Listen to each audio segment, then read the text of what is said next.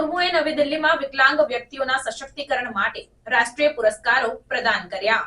આંતરરાષ્ટ્રીય વિકલાંગ દિવસના અવસરે પ્રેસિડેન્ટ દ્રૌપદી મુર્મુએ નવી દિલ્હીમાં યોજાયેલા ભવ્ય સમારોહમાં વિકલાંગ વ્યક્તિઓના સશક્તિકરણ માટે રાષ્ટ્રીય પુરસ્કારો પ્રદાન કર્યા। આ કાર્યક્રમમાં 33 વ્યક્તિઓ અને સંસ્થાઓના ઉલ્લેખનીય યોગદાનને માન્યતા આપવામાં આવી। તેમના સંબોધનમાં પ્રેસિડેન્ટ મુર્મુએ વિકલાંગ વ્યક્તિઓના સાહસ અને દ્રઢતાની પ્રશંસા કરી। તેમણે સમાજ માટે પ્રેરણાનું સ્ત્રોત ગણાવ્યા। તેમણે જણાવ્યું કે રાષ્ટ્રીય પુરસ્કારો માત્ર પુરસ્કાર વિજેતાઓની સિદ્ધિઓની ઉજવણી નથી, પરંતુ સમાજને વિકલાંગ વ્યક્તિઓને ટેકો આપવા અને સશક્ત બનાવવા માટે પણ પ્રેરણા આપે છે। પ્રેસિડેન્ટે ભારતે વિકલાંગ વ્યક્તિઓ માટે સમાનતા અને સુલભતા પ્રોત્સાહન આપવા માટે કરેલી નોંધપાત્ર પ્રગતિ પર પ્રકાશ પાડ્યો। તેમણે સુલભ ભારત અભિયાન અને વિવિધ મંત્રાલયોના પ્રયાસોની પ્રશંસા કરી, જે વિકલાંગ વ્યક્તિઓ માટે અનુકૂળ વાતાવરણ બનાવવામાં મદદરૂપ છે। પ્રેસિડેન્ટ મુર્મુએ ઉલ્લેખ કર્યો કે રાષ્ટ્રપતિ ભવનની વેબસાઇટ દેશની પ્રથમ સમાવિષ્ટ વેબસાઇટ તરીકે વિકસાવવામાં આવી છે, જે GIGW3 ધોરણોનું પાલન કરે છે અને દ્રષ્ટિહીન વ્યક્તિઓ માટે સુલભ છે। પ્રેસિડેન્ટ મુર્મુએ વિકલાંગ વ્યક્તિઓમાં ઉદ્યોગ સાહસિકતા, કુશળતા, વિકાસ અને નેતૃત્વના મહત્વ પર ભાર મૂક્યો। તેમણે નોંધ્યું કે આ પાસાઓને પ્રોત્સાહન આપવાથી તેમની ક્ષમતામાં વધારો થશે અને સમાવિષ્ટ અને ટકાઉ ભવિષ્ય માટે યોગદાન મળશે। પ્રેસિડેન્ટે 2024 પેરાલિમ્પિક્સમાં ભારતની સફળતાને પણ હાઇલાઇટ કર્યું, જ્યાં ભારતીય ખેલાડીઓએ 29 મેડલ જીત્યા। આ સફળતાને વધતી જાગૃતિ અને ટેકાને આભારી ગણાવ્યા। સમારોહમાં સામાજિક ન્યાય અને સશક્તિકરણ મંત્રી ડોક્ટર વિરેન્દ્ર કુમાર અને વિકલાંગ વ્યક્તિઓના સશક્તિકરણ વિભાગના સચિવ રાજેશ અગ્રવાલ પણ હાજર રહ્યા હતા। ડોક્ટર કુમારે વિકલાંગ વ્યક્તિઓના આર્થિક, સામાજિક અને શૈક્ષણિક સશક્તિકરણ માટેની સરકારની પ્રતિબદ્ધતાને પુનરાવર્તન કર્યું। તેમણે ભારતીય સંકેત ભાષાના પ્રોત્સાહન સહાયક ઉપકરણોના વિતરણ અને અન્ય પગલાઓનો ઉલ્લેખ કર્યો, જેનાથી વિકલાંગ વ્યક્તિઓના જીવનમાં નોંધપાત્ર સુધારો થયો છે। સમારોહમાં 13 વર્ષના પ્રથમેશ અને જાનવી જેવા યુવા સિદ્ધિદારો તેમજ 75 વર્ષના સરોજ આર્ય જેવા વરિષ્ઠ નાગરિકોની સિદ્ધિઓની ઉજવણી કરવામાં આવી, જે પ્રતિભા અને સમર્પણના વિવિધ સ્પેક્ટ્રમને દર્શાવે છે। પુરસ્કાર વિજેતાઓને તેમના વિવિધ ક્ષેત્રમાંના ઉલ્લેખનીય યોગદાન માટે પ્રશંસા કરવામાં આવી, જે પ્રધાનમંત્રી મોદીના 2047 સુધીમાં વિકસિત અને આત્મનિર્ભર ભારતના દ્રષ્ટિકોણને સાકાર કરવામાં વિકલાંગ વ્યક્તિઓની મહત્વપૂર્ણ ભૂમિકા दर्शावे छे। आज अंतर्राष्ट्रीय दिव्यांगजन दिवस के अवसर पर आयोजित इस राष्ट्रीय पुरस्कार समारोह में उपस्थित केंद्रीय सामाजिक न्याय और अधिकारिता मंत्री डॉक्टर वीरेंद्र कुमार जी, विभागीय सचिव राजेश अग्रवाल जी, गणमान्य अतिथियों, देवियों और स्वजनों, मैं सभी देशवासियों की ओर से आज पुरस्कार प्राप्त करने वाले प्रत्येक व्यक्ति और संस्था को हार्दिक बधाई देती हूँ। आज हमारे सामने इतना सुंदर गणेश वंदना प्रस्तुत करने वाले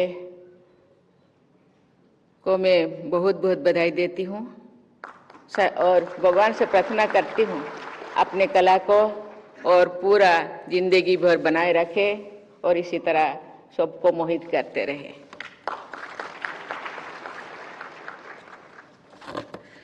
इन पुरस्कारों को बहुत व्यापक सामाजिक महत्व है। आज के पुरस्कार विजेता समाज के सामने रोल मॉडल के रूप में प्रतिष्ठित हो रहे हैं। इनका अनुकरण करके अन्य व्यक्ति और संस्थान दिव्यांगजनों के सशक्तिकरण की दिशा में आगे बढ़ सकते हैं। वास्तव में दिव्यांगजन के अदम्य उत्साह को देखकर हम सभी को प्रेरणा मिलती है। आज के पुरस्कार विजेता दिव्यांगजन की उपलब्धियां के बारे में जानकर सभी का मनोबल बढ़ा होगा।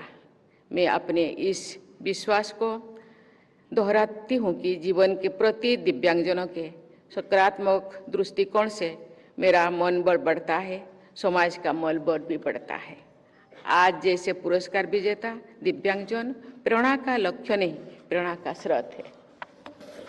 दिव्यांगजन में निहित नेतृत्व की क्षमता के आधार पर ही इस वर्ष के अंतर्राष्ट्रीय दिव्यांगजन दिवस के विषय को चुना गया है। इस वर्ष का विषय है एम्प्लीफाइंग the leadership of persons with disabilities for an inclusive and sustainable future. इस विषय के अनुरूप आज के पुरस्कार समारोह में दिव्यांगजन में नेतृत्व की क्षमता को बढ़ावा मिलेगा। दिव्यांगजन में उद्यमिता यानी एंटरप्रेन्योरशिप को बढ़ावा देने, उनका कौशल विकास करने, उन्हें रोजगार दिलाने, उनके उत्पादों की खरीद को प्रेफरेंस देने की व्यवस्था करने तथा मार्केटिंग की सुविधाएं प्रदान करने से उनमें नेतृत्व की क्षमता बढ़ेगी। इस पुरस्कार समारोह का आयोजन करने के लिए मैं दिव्यांगजन सशक्तिकरण विभाग की पूरी टीम की सराहना करती हूँ। मुझे विश्वास है कि सामाजिक न्याय और अधिकारिता मंत्री डॉक्टर वीरेंद्र कुमार जी के कुशल नेतृत्व में इस टीम के सदस्य दिव्यांगजन की सशक्तिकरण के प्रयासों को नित नई ऊर्जा के साथ आगे बढ़ते रहेंगे। मैं पुरस्कार विजेताओं को चयन करने के लिए मंत्री जी सहित जूरी के सभी सदस्यों की सराहना करती हूँ। थोड़ा सा प्रोत्साहन मिलने पर दिव्यांगजन अपनी प्रतिभा और क्षमता के बल पर बड़ी बड़ी उपलब्धियां हासिल करते हैं।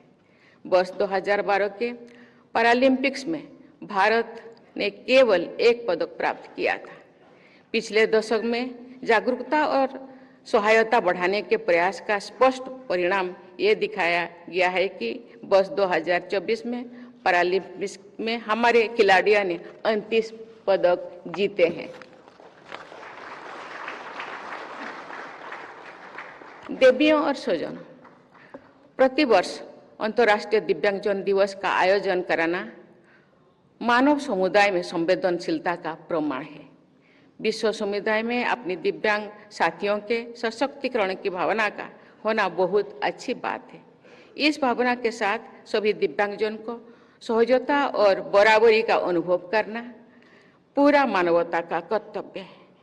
दिव्यांगजन को हर तरह से बाधा मुक्त वातावरण सुलभ कराना समाज की प्राथमिकता होनी चाहिए। वास्तव में उसी सुविधा को प्रभावी कहा जा सकता है जिसका उपयोग दिव्यांगजन सुगमता से कर सके। सही मायने में उसी समाज को संवेदनशील कहा जा सकता है जिसमें दिव्यांगजन को समान सुविधाएं तथा अवसर प्राप्त होते हैं।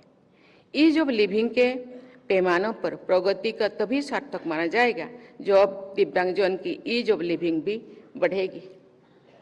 इसी सोच के साथ सुगम्य भारत के निर्माण का राष्ट्रीय लक्ष्य तय किया गया है। मुझे ये जानकर प्रसन्नता हो रही है कि सुगम्य भारत अभियान के लिए अनेक मंत्रालय और विभाग मिलकर whole of the government approach के साथ काम कर रहे हैं। मैं चाहूंगी कि दिव्यांगजन के हित में विशेषकर उनके सामाजिक और आर्थिक सशक्तिकरण के क्षेत्र में सभी संबंधी मंत्रालय एकजुट होकर काम करें। ग्रामीण क्षेत्र और दूर दराज के इलाकों में रहने वाले दिव्यांगजन के कल्याण और विकास के लिए विशेष प्रयास करने की आवश्यकता है। पहले केवल 3 प्रकार के दिव्यांगजनों की कानूनी मान्यता दी जाती। वर्ष 2016 में नई अधिनियम द्वारा 21 प्रकार की दिव्यांगजनों का मान्यता दी गई है। इस विस्तार के द्वारा नौकरियों और शिक्षण संस्थानों में आरक्षण का लाभ उन दिव्यांगजनों तक भी पहुंच रहा है जो पहले इससे वंचित थे। ये दिव्यांगजन के कल्याण और विकास के लिए बहुत बड़ा परिवर्तन सिद्ध हुआ है। देवियों और स्वजनों, दिव्यांग होना किसी तरह की कमी नहीं है। ये एक विशेष अवस्था है, एक स्पेशल कंडीशन है। इस विशेष अवस्था के अनुसार विशेष सुविधाएं, उपकरण, ट्रेनिंग और काउंसलिंग उपलब्ध कराने को सरकार द्वारा प्राथमिकता दी जा रही है। ये समाज की भी प्राथमिकता होनी चाहिए। हमारे दिव्यांगजन को सिंपैथी नहीं, एम्पैथी चाहिए। कृपा नहीं, संवेदनशीलता चाहिए। स्पेशल अटेंशन नहीं, नेचुरल अफेक्शन चाहिए। समाज का ये दायित्व है कि दिव्यांगजन को समाज के अन्य सदस्यों के साथ समानता, गरिमा और सम्मान का अनुभव हो। देवियों और स्वजनों, मुझे आप सबके साथ ये साझा करते हुए विशेष प्रसन्नता हो रही है कि इस वर्ष फरवरी में राष्ट्रपति भवन में पर्पल फेस्ट का आयोजन किया गया है।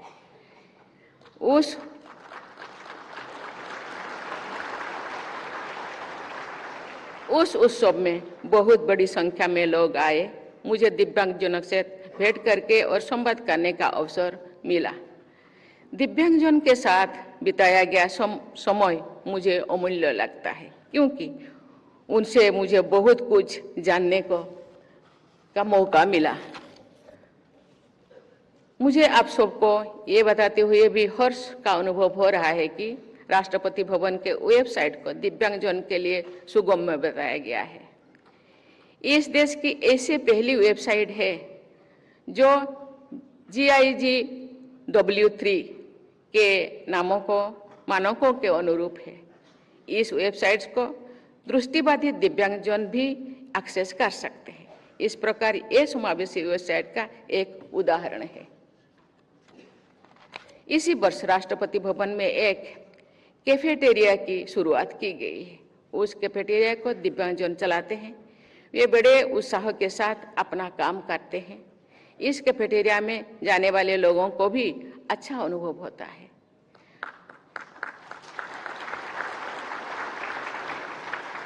वहाँ काम करने वाले युवा दिव्यांगजन बहुत खुशी से रोज काम पर आते हैं। लोगों से मिलने और अपना काम करने से उनका आत्मविश्वास बढ़ा है और उनकी जीवन शैली बेहतर हुई है। ऐसे सशक्तिकरण से उनके माता पिता और परिवारजन भी खुशी महसूस करते हैं। काम करने का अवसर किसी भी व्यक्ति की तरह दिव्यांगजन में भी आत्मविश्वास और सार्थक जीवन जीने के भावना पैदा करता है। इस प्रकार रोजगार, उद्यम तथा आर्थिक सशक्तिकरण के जरिए दिव्यांगजन के जीवन को बेहतर बनाया जा सकता है। वर्ष 2047 तक भारत को विकसित राष्ट्र बनाने का हमारे राष्ट्रीय लक्ष्य है। इस लक्ष्य को प्राप्त करने में हमारे दिव्यांगजन बराबरी के भागीदारी बने। इसी सोच के साथ सरकार और समाज को मिलकर काम करना है। इसी अनुरोध के साथ मैं अपनी वाणी को विराम देती हूँ। आपको बहुत बहुत धन्यवाद। जय हिंद, जय भारत।